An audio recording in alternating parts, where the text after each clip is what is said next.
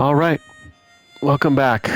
This will be a two-parter for today because we're going to have one last conversation and roll Alright. credits.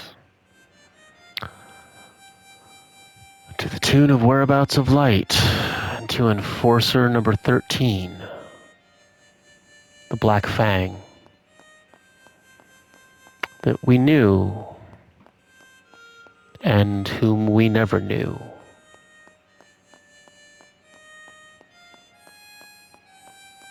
Oh, there he is.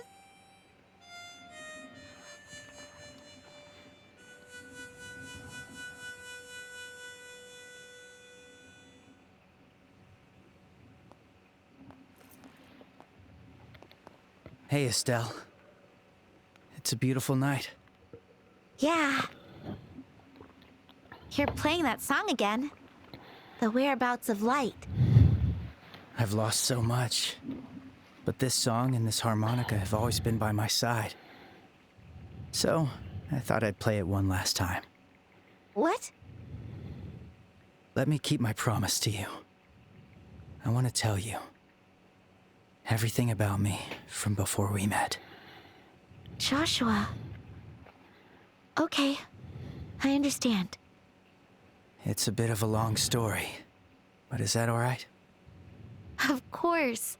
I'll listen to every word. Thank you.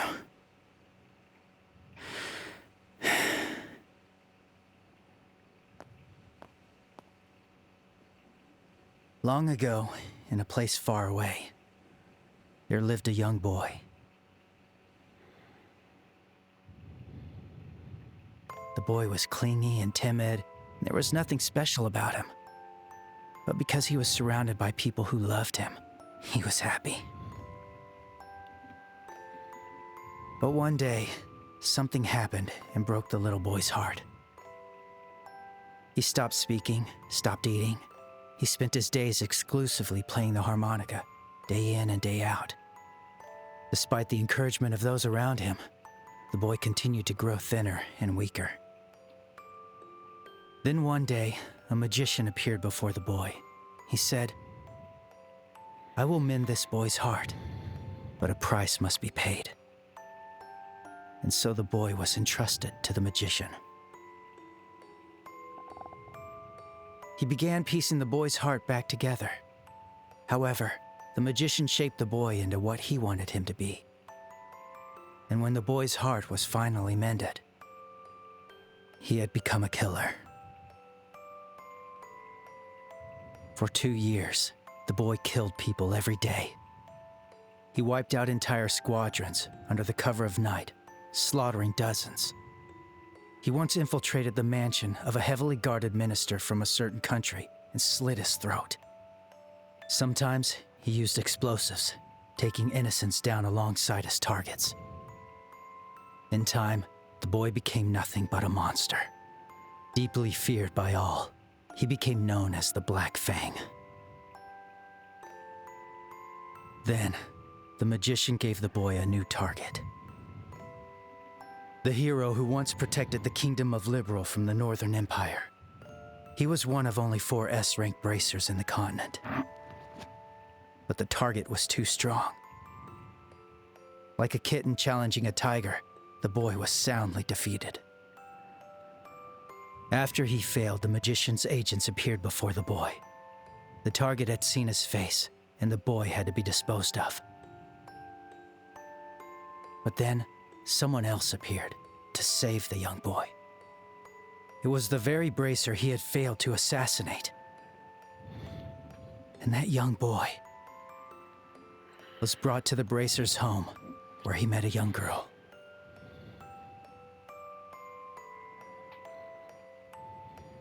The boy lived a wonderful life in that home for 5 long years. But in truth, he should have never been allowed to have that life. And all dreams must come to a close. Reality was knocking. And so his story ends. Thank you. Thank you for listening to all that. And, how much of that's true? All of it. It's all true. My broken heart, my blood-stained hands, the failed attempt to assassinate your father. And I've been betraying you and everyone all this time. The truth is, that boy could never have been saved. My life has brought nothing but misfortune and disaster. That's how cursed I am. So, the boy decided to leave. Instead of dragging those who gave him a wonderful life into further misfortune, and to stop the magician who created the monster he became.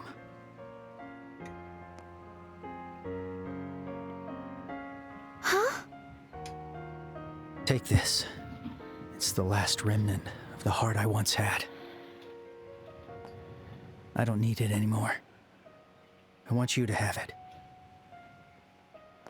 I can't possibly repay you for 5 years of happiness, but I think it's better than nothing. Stop joking around. Huh? I said stop it. Don't call it a dream. It's like you're saying none of this was real. Who cares about your past? Broken heart? So what? What does any of that matter? Estelle. Look at me. Look me in the eyes. I've been with that boy this whole time. I know the good and the bad parts. I know he's been struggling. I know he's been fighting against something. But that's the boy I fell in love with. I won't let you go alone. You can't just leave me and my feelings behind like this. I'll never forgive you.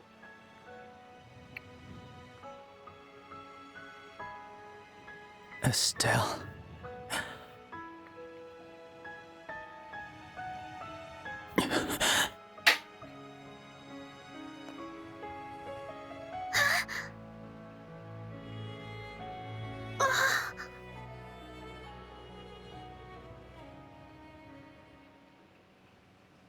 Joshua.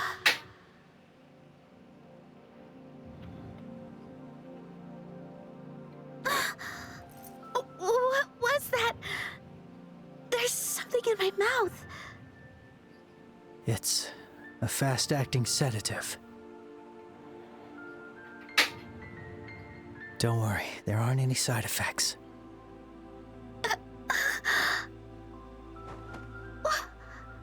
Why? Why would you do this? My dear Estelle, you always shine so brightly. I was always happy with you. Yet at the same time, it was so very painful. Like how a bright light casts a dark shadow. The closer I got to you, the more I could see how truly terrible I am. There were even times I wished I'd never met you. No! But I don't feel that way anymore. I'm glad to have met you. Even if all I can do now is run. You mean more to me than anyone. Joshua. Joshua! Thank you for everything. And know, from the moment we met, I have always loved you.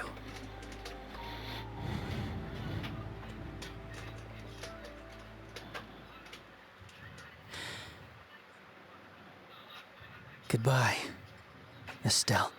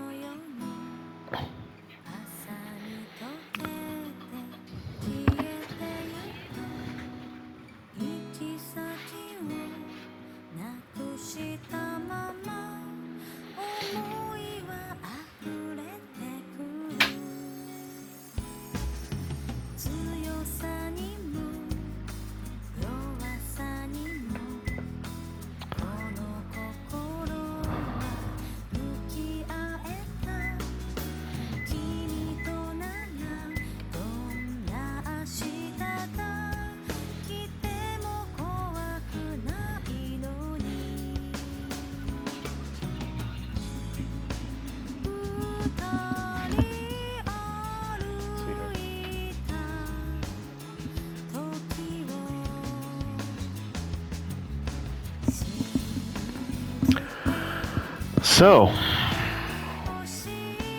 that's Trails in the Sky first chapter. And that's a hell of a cliffhanger.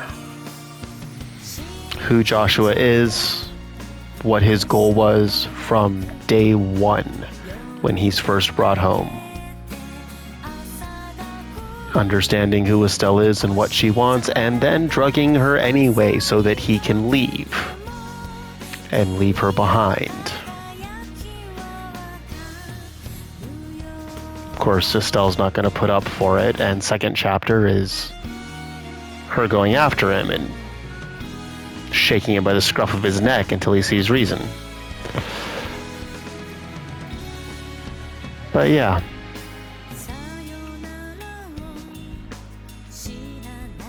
And if Joshua and Lev are connected,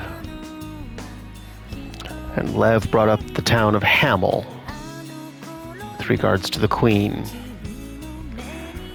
and that song is from way back when in Erebonia. Hamel's on the border, which is why Erebonia tried to take it back to start the 100 Days War. All of a sudden it looks like Joshua was a survivor of that town. And he's an assassin, and he's the Black Fang. And there's a reason all of his skills and all of his abilities were based around speed and stealth and hitting like an assassin.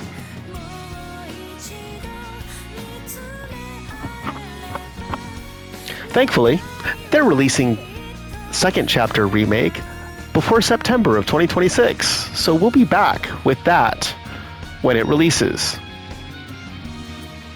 And that will absolutely be a thing.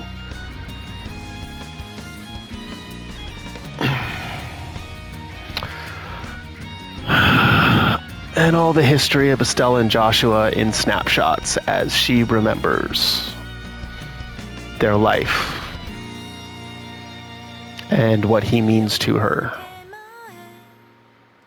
as she packs.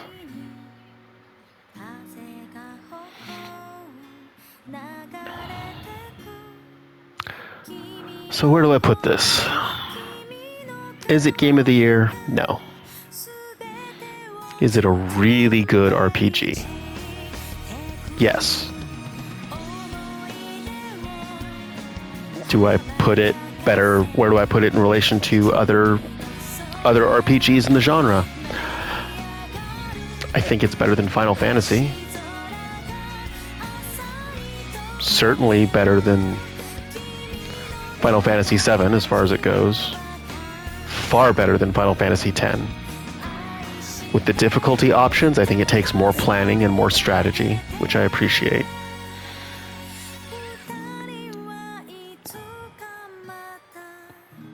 And Estelle walks off.